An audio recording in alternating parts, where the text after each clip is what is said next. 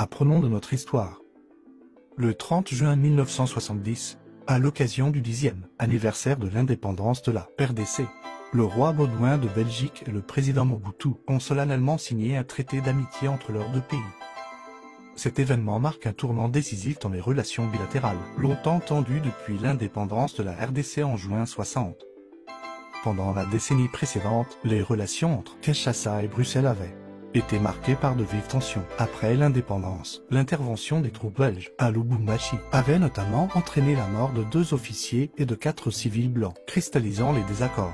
La présence des forces de maintien de la paix de l'ONU avait également contribué à geler les liens entre les deux pays.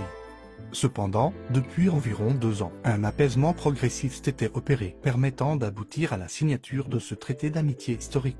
Dans son discours, le roi Baudouin a salué les efforts de Mobutu pour relever les défis auxquels fait face toute jeune nation indépendante. Cet accord scelle désormais des relations bilatérales, renouvelées entre la Belgique et les RDC. Le roi avait invité Mobutu à effectuer une visite officielle à Bruxelles, témoignant de la volonté de renforcer les liens d'amitié et de coopération entre les deux pays.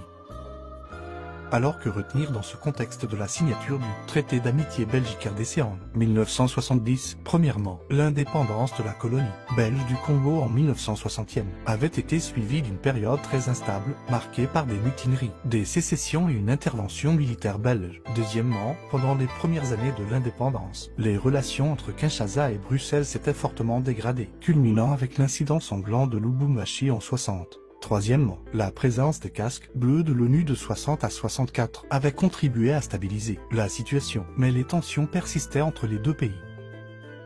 Contenu et portée du traité d'amitié. Le traité formalise le rétablissement officiel des relations bilatérales entre la Belgique et RDC. 10 ans après l'indépendance, il prévoit le développement de la coopération économique, technique et culturelle entre les deux pays, selon des modalités qui seront précisées par la suite. Au-delà des aspects formels, ce traité symbolise la volonté politique de tourner définitivement la page des tensions passées et éventrées, dans un ère de partenariat renouvelé. Signification politique de l'événement. Pour le président Mobutu, la signature de ce traité consolide sa légitimité et son autorité à la tête de l'RDC. Pour la Belgique, cela marque la fin de la décolonisation et le début d'une nouvelle ère de relations avec son ancienne colonie. Cet événement est perçu comme un succès diplomatique pour les deux parties, qui souhaitent tourner à l'unisson la page historique des désaccords.